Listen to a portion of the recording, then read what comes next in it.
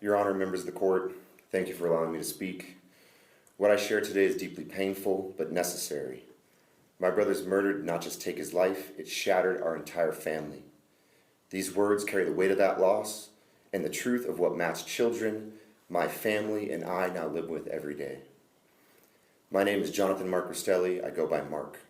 I am the youngest of 3 brothers, known growing up as the Restelli boys. Paul is the oldest and our leader. Matt is the middle brother, and he is the victim in this brutal murder.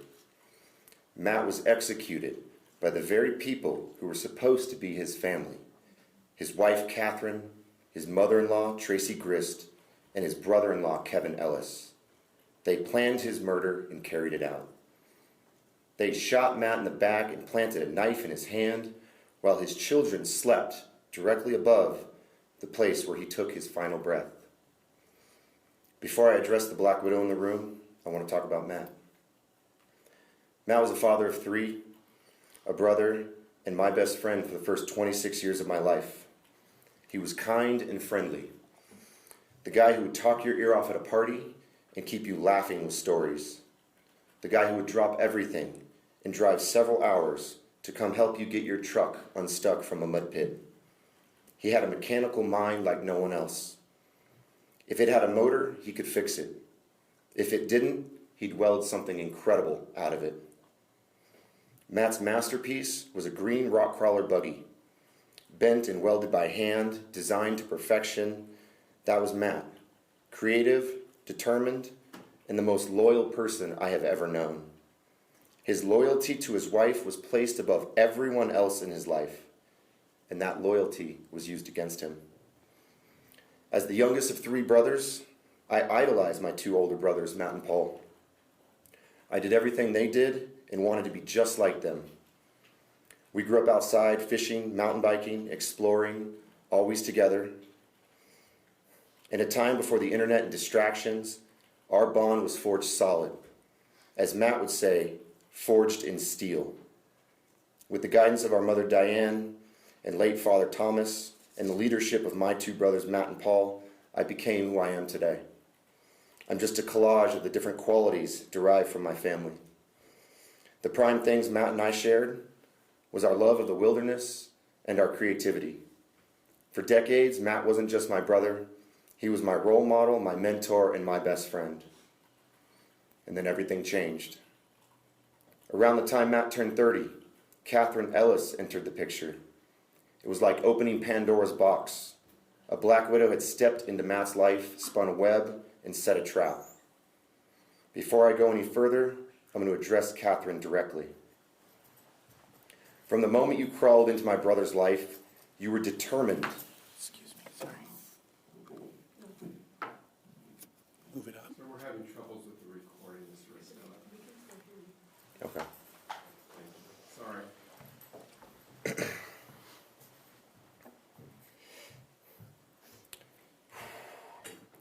From the moment you crawled into my brother's life, you were determined to marry Matt, become a Restelli, and start making babies. You were obsessed over it. You clawed at it. And eventually you got what you wanted. You had everything. But Katherine can't have nice things because she breaks them like a toddler. And then you went and did it. You murdered the man that gave you everything you dreamed about. The man that gave you a family, your children, and our name, Restelli, the name you obsessed over. You are no Restelli, and you never were. It makes me sick to think that name is associated with you in any way. You are and always will be Katherine Ellis, a mere image of your twisted mother, Tracy, a fraud, a Black Widow who devoured the man who defended you more than anyone else ever did. From day one, the red flags were there.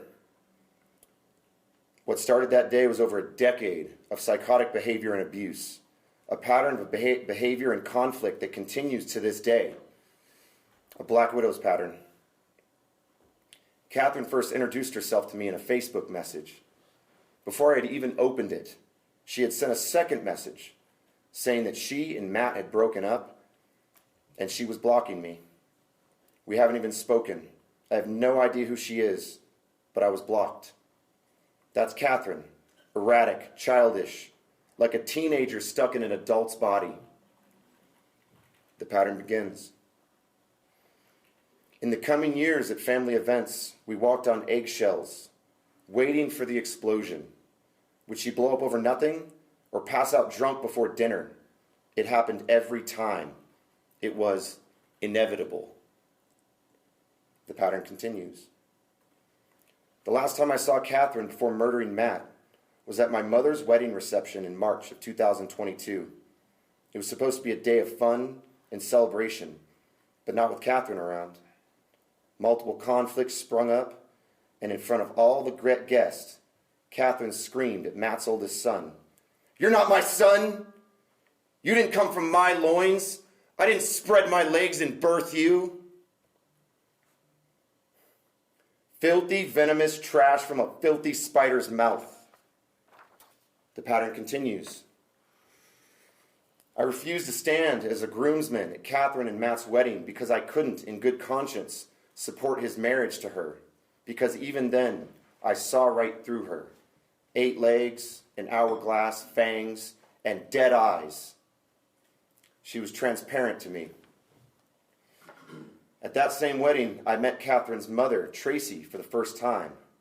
Before even introducing herself, her first words she ever spoke to me were, "You know Katie's not a bad person."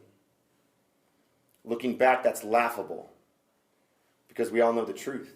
She's not a bad person. She's the worst kind of person. She's a murderer, and so are you, Tracy and Kevin, an evil family of spiders. And when Matt was lured to Utah so Kevin could shoot him in the back, it wasn't a surprise. It wasn't random. It was inevitable. It was Katherine, Tracy, and Kevin, a Black Widow's execution plan. It was just a normal day in the life of the Ellis family. It is their nature. The last time I saw and spoke to Matt was Father's Day of 2022. My mother had a barbecue for her sons. All fathers.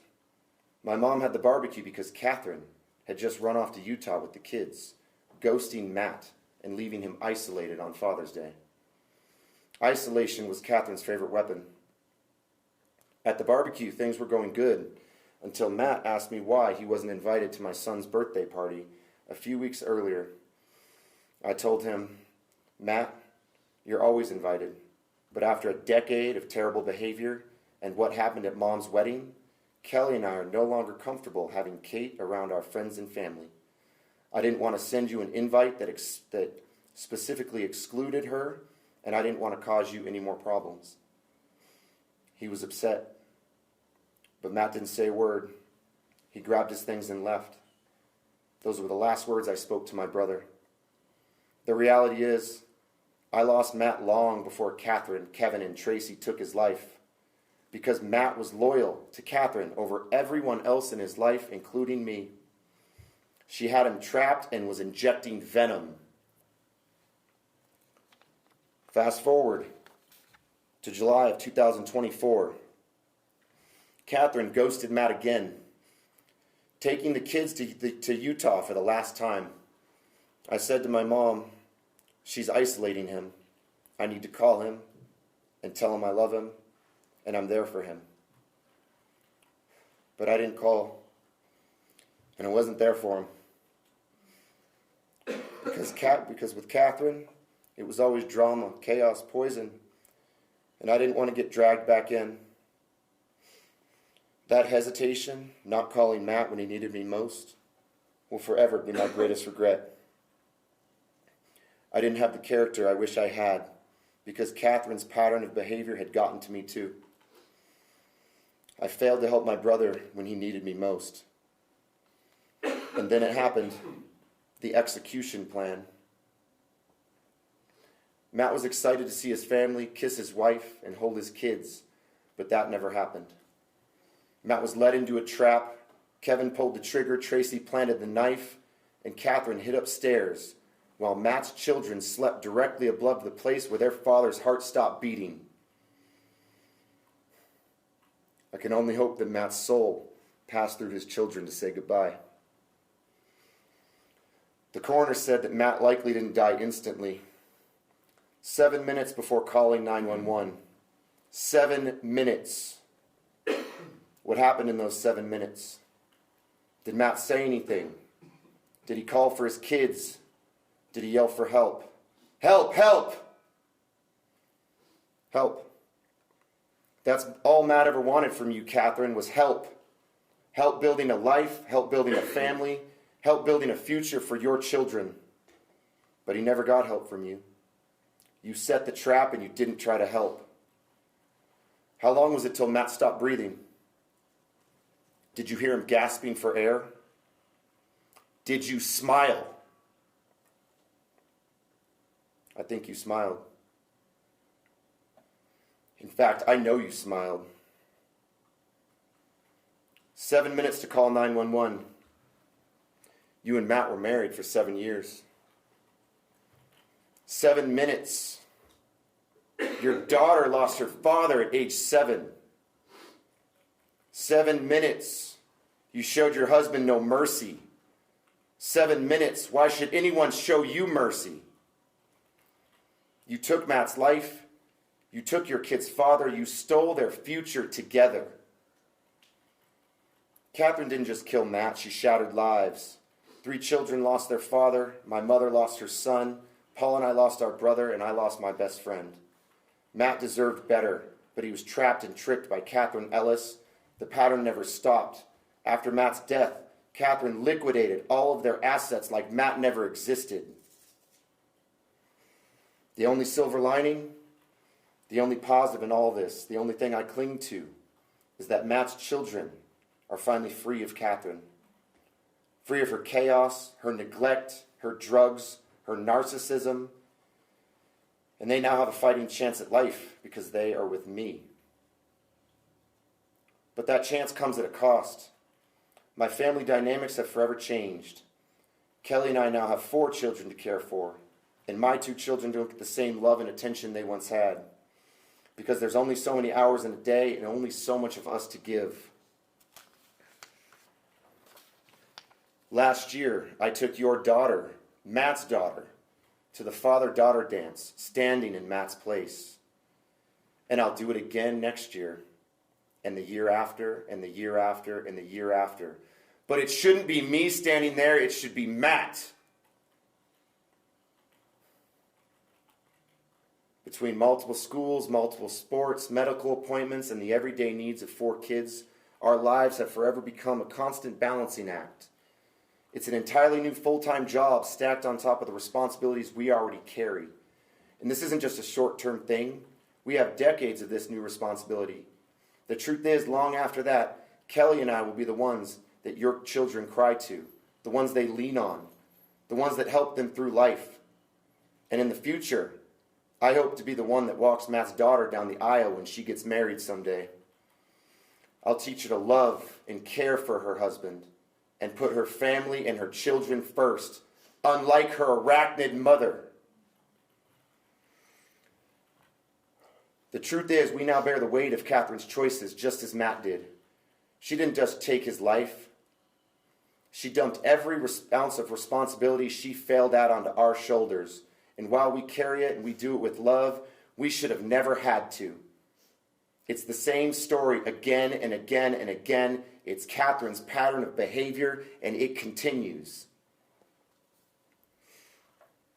It's my understanding that Katherine may get up and speak today. Maybe she will, maybe she won't. But if she does, I already know the script.